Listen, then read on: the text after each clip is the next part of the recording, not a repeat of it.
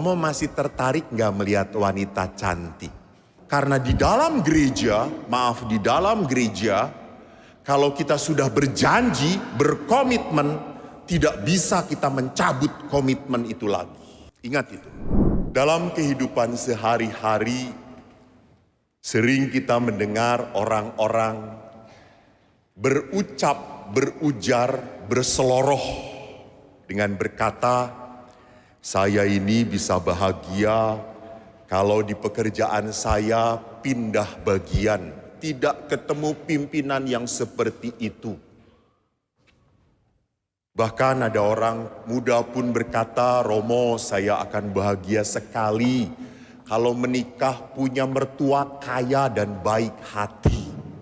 Sehingga saya tidak perlu kerja keras. Apalagi kalau mertuanya tidak ngomel. Seneng banget. Bahkan ada beberapa ibu-ibu yang berkata, Romo, kalau saya punya suami ya kayak artis Korea, Yoon Bin atau Lee Min Ho, wah bahagia sekali.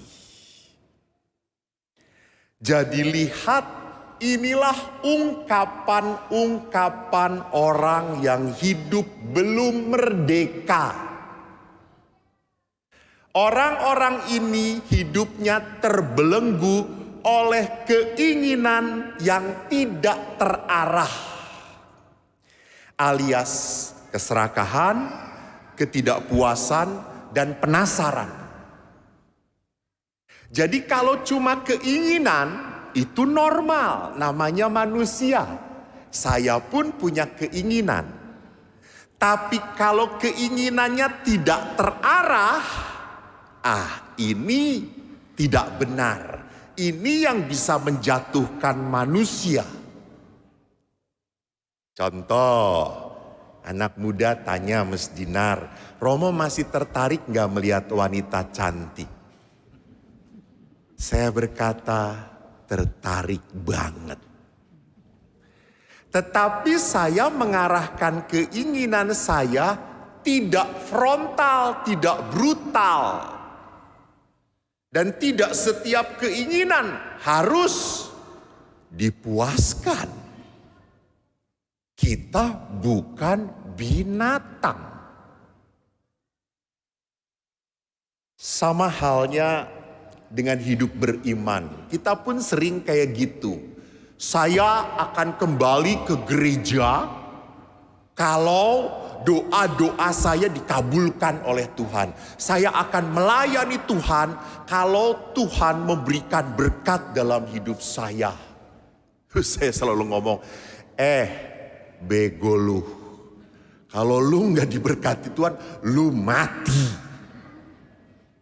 Jadi jangan pernah ngomong kalau saya akan melayani kalau saya diberkati Tuhan. Kamu tuh bisa hidup karena berkat Tuhan. Kalau Tuhan gak ngapa-ngapain, lu gak ada di sini. Inilah iman yang belum merdeka. Maka lihat dalam Injil pun sama tadi. Orang-orang datang kepada Yesus mau menjadi murid Yesus dengan syarat. Memang syaratnya sepertinya baik. Mau minta izin pamitan. Mau menguburkan, itu kan gak salah gak salah, benar gak salah. Tetapi Yesus dalam hal ini mau berkata apa? Setiap orang yang siap untuk membajak, tetapi menoleh ke belakang, ia tidak layak untuk kerajaan Allah. Jadi apa maksudnya? Kita seringkali menjadi seorang beriman, hidup dalam panggilan kita pun sebagai suami, istri, atau sebagai orang tua, bahkan sebagai anak. Seringkali kita banyak dalih. Tidak mau menanggung beban tanggung jawab, kita cari alasan. Contohnya seorang bapak, Pak kalau pulang kerja tolong dong main dengan anak-anak. Romo saya ini udah capek. Saya butuh istirahat. Ini dalih. Anak-anak pun sama. Nak, Kalau disuruh belajar, tolonglah belajar. Mama kamu pun akan selalu ngomong belajar. Tapi Romo itu saya sudah les, saya sudah belajar, saya capek. Gitu ya. Ini dalih. Untuk apa? Untuk lari dari tanggung jawab. Maka dalih-dalih itu pun seringkali mengatakan ini bukan salah saya. Ini bukan tanggung jawab saya. Saya ingat waktu saya kecil, tanggung jawab saya adalah cuci piring. Pada saat adik saya bertanggung jawab menyapu, pada saat rumah kotor, saya diamkan. Lalu ayah berkata, ini rumah kotor. Bukan salah saya, adik, hajar adik. Tapi tidak, ayah selalu menghajar saya.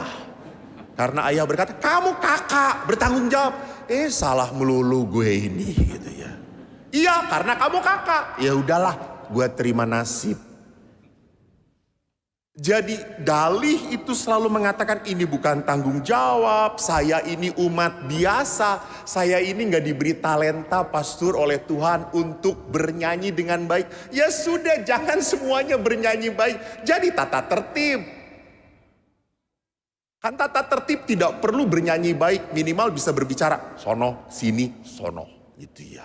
Udah cukup. Jadi perhatikan, seringkali kita berdalih untuk menghindari tanggung jawab. Jangan pernah lupa kenapa Yesus berkata, mereka yang menoleh ke belakang tidak layak. Karena di dalam gereja, kalau kita sudah berjanji, berkomitmen, tidak bisa kita mencabut komitmen itu lagi. Ingat itu. Jadi kalau saya sudah berjanji di hadapan altar, saya mau setia sampai mati, tidak bisa dicabut kembali janjinya. Sama, saya pun setelah berlutut di hadapan uskup dan berkata, saya bersedia dan siap melayani gereja sampai dicabut nyawaku. Sebelum dicabut nyawaku, saya tidak bisa mencabut janji saya. Dan kalau kita sudah berjanji pula di dalam pembaptisan, di dalam pembaptisan, Anda tidak bisa seenaknya mencabut janji baptis. Karena janji itu bukan hanya Anda, Tuhan pun mendengarkan. Tuhan pun menjadi saksi. Maka di sini pentingnya apa? Kalau sudah janji, kita harus total. Ini yang mau diajarkan Yesus, totalitas, sepenuh hati. Saya selalu melihat kenapa sih di dalam perkawinan orang tidak bahagia? Karena apa? Pasangannya tidak sepenuh hati mencintai dan menerima istri atau suaminya. Kenapa anak-anak tidak bangga kepada orang tuanya pun? Karena anak-anak tidak sepenuh hati mencintai orang tuanya. Mereka selalu membandingkan, papa mama mereka mah lebih baik loh Pak. Papa mama mereka mah enak, anaknya gak sekolah aja dibiarin. Anaknya mau jadi preman juga, bapak mamanya boleh. Lihat. Di situ kita tidak mau total menerima menerima keluarga kita. Sama kenapa orang begitu mudah pindah iman, pindah gereja, karena tidak total mencintai gerejanya. Kita hanya setengah-setengah, icip-icip doang. Kita tahu toh, kalau ada di mall atau itu tuh tempat makan apaan sih yang situ tuh? Lu mah jarang jalan-jalan. Kelihatan cupu. Tempat makan tuh. Kalau ada restoran baru pasti penuh. Betul atau tidak? Tapi tak lama kemudian akan sepi peminatnya. Itu karena mau icip-icip doang. Kita tidak pernah punya orang-orang yang fanatik mencintai. Total mencintai. Di dalam gereja pun jangan-jangan banyak orang-orang beriman yang icip-icip jalan-jalan. Nggak bisa. Kita tidak pernah boleh beragama sinkretis. Hanya mengambil yang baik-baiknya saja. No, no, no, no. Kita harus menjadi seorang beriman yang totalitas. Punya kesepenuhan hati. Itu justru yang membuat kita bahagia. Itu justru yang membuat kita damai. Maka bagaimana caranya totalitas itu kita buat? Pertama, kita belajar dari Nabi Elia dan Elisa. Bagaimana pada saat Elisa, dia sedang membajak tanah dengan 12 lembunya, Elia melempar jubah. Itu adalah simbol dari pilihan Tuhan. Dan Elisa menangkap tanda itu. Ia tinggalkan lembunya dan dia berkata, izinkan aku mencium orang tuaku dahulu. Dan apa yang dilakukan oleh Elisa, lembu teman untuk bekerja sehari-hari, dia bunuh, bukan dia bunuh, artinya apa? Dia potong, dia bagi-bagikan dagingnya. Itu berarti apa? Elisa mau memutuskan kehidupan lama dia. Kita pun harus belajar seperti itu, memutuskan masa lalu kita. Yang sudah berlalu, biarlah berlalu. Belajarlah untuk belajar berkata apa?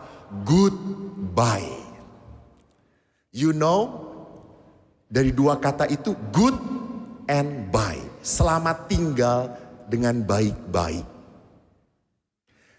Selamat tinggal dengan apa? Dengan merasakan keikhlasan, kerelaan untuk melepas. Menyedihkannya manusia itu kan seringnya ingin ke belakang. Dulu Romo sebelum Romo Eko di sini, maju banget umatnya. Sekarang setelah Romo Eko di sini, ya ampun, orang pada nggak mau ke gereja Romo. Ini lihat, orang yang lihat ke belakang, orang yang ingin tinggal di belakang. Dulu itu zamannya baik sekali. Ini orang seperti ini lupa bahwa hidup itu maju, tidak mundur. Dan Anda ini manusia, bukan undur-undur.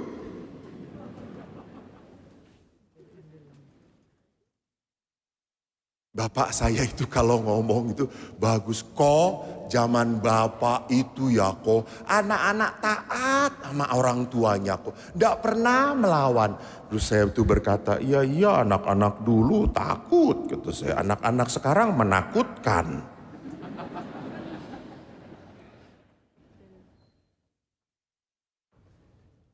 Jadi lihat bahwa kehidupan itu ke depan, maka kita harus belajar untuk tidak selalu ke belakang. Kemarin saya ingatkan toh, kalau mobil itu lebih besar kaca spion atau kaca depannya? Kaca depan. Hebat. Thank you Nat. Kaca depannya. Orang akan lebih senang melihat spion atau kaca depan? Kaca depan.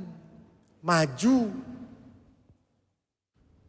Jadi saudaraku, mari belajar untuk menerima yang sudah berlalu sebagai apa? Sebagai story yang membentuk hidup kita. Tidak perlu diam di sana. Dan yang kedua apa? Yesus dikatakan dalam Injil mengarahkan pandangannya untuk ke Yerusalem. Apa maksudnya? Yesus itu menghadapi salib. Yerusalem itu kalau dikontekskan di dalam Injil Lukas, salib, penderitaan. Yesus tidak terpaksa, justru Yesus menyongsong salib. Maka Bapak Ibu, hanya orang yang berani hidup adalah orang-orang yang berani menghadapi kenyataan seberat apapun. Saudara-saudara, anak muda, jangan pernah takut memilih. Karena kalau engkau tidak pernah berani memilih, itu tandanya engkau orang yang tidak dewasa. Engkau orang yang takut menanggung resiko. Setiap pilihan selalu ada salib, selalu ada penderitaan. Namun bagi orang yang percaya, totalitas itu menuntut keberanian untuk menghadapi salib. Karena kita percaya melalui salib, dalam salib, karena salib ada keselamatan.